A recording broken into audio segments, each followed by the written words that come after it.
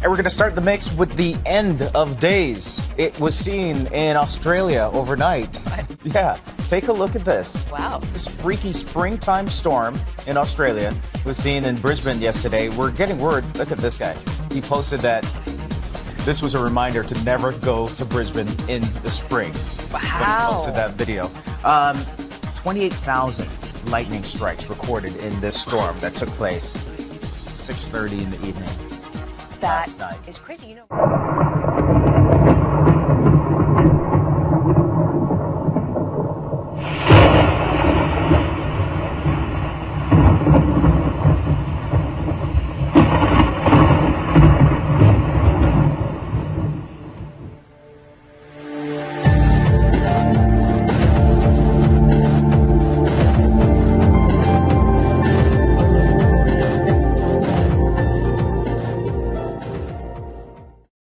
Hundreds of fish have washed up on a beach south of Perth. Local fishermen are angry. There's still no word on what's caused the deaths. Kim Burton has been fishing Coburn Sound for almost 4 decades, but he's never seen anything like this. Just saw multiple dead fish on the beach, probably 7 or 8 different species. More than 700 fish have washed ashore since last Wednesday, but why remains a mystery. Here's another one. This is the biggest fish kill we've seen in the oceanic waters. Testing done by the Department of Fisheries so far hasn't been able to find a cause. Investigations are continuing. 2015, with all the resources of government and all the things that they've got at their disposal, it's really disappointing that they can't tell us any more. Even the author of Charlotte's Web could not have spun this story, or maybe it's best described as a sci-fi thriller. Either way, there's an 8-legged problem causing headaches for some homeowners in North Memphis. Frost or morning dew covering the grass in this neighborhood near Chelsea and May. I've never seen anything. 34 years and I never saw this. Never seen nothing like this before. When I got up this morning, it was like spiders all on my door. They were coming in my house. Yeah, well, a sinkhole the size of a football field has swallowed a large part of a beach on North Stradbroke Island off Brisbane.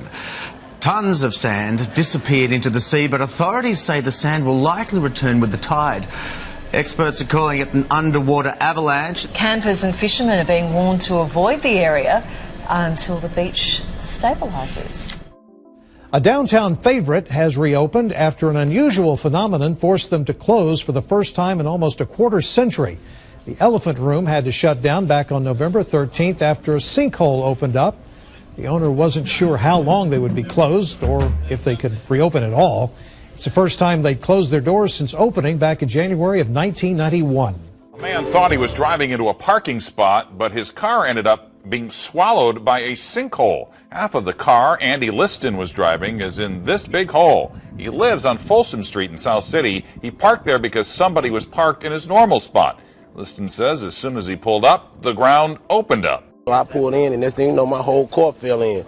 And I hit my head on the steering wheel, but I was so scared that I just jumped out the driver's side, like on a movie, just jumped out the passenger side, It's a question that just appears just won't be solved. Picture after picture coming in to Channel 9, of course, of that crazy cloud formation. So many of you sending in these pictures across the tri-state, really. And tonight, weather experts are still stumped about what could have caused this. One thing we do know, it carried on for miles and miles in the sky. What the heck was this? It was seen over across the tri-state today, and a lot of folks got nervous because the obvious look is, oh my goodness, it's a funnel cloud. As you take a closer look at it, it's kind of broken up a little bit. There's some jaggedness. It's not quite held together, but boy, it caused a lot of folks to wonder. We were talking about it this morning. Jennifer Ketchmark ended up talking to the Weather Service. They didn't know what it was. Many of you called our newsroom or sent us messages on our Facebook page saying that you heard it.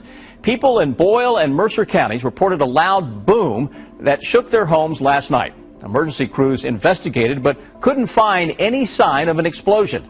He said was he sent me an article about the explosion. Felicia Kelly and her daughter Michaela say they like the quiet, peaceful farmland area around Parksville in western Boyle County. This is as loud as it gets out here. So you can imagine the surprise when that tranquility was suddenly broken Thursday night. Sounded like a loud, like an explosion or something. I mean, it wasn't It was kind of different because it was just kind of a dull boom. Yeah, it was more of a sound. It was a boom, you know, it was a loud explosion type. The Danville 911 center received at least 15 phone calls. It was apparently heard in neighboring Mercer, Lincoln, and Garrett counties as well. There's been a lot of theories floating around as to what exactly it was. The prevailing one, police are telling me, possibly a meteor shower and the resulting sonic boom from that. And some people told us they actually heard 2 loud booms, but no one reported actually seeing anything in the sky. At 5, that section of Vasquez Canyon Road that buckled several days ago is still closed to traffic. But as Eyewitness News reporter Annabelle Munoz reports,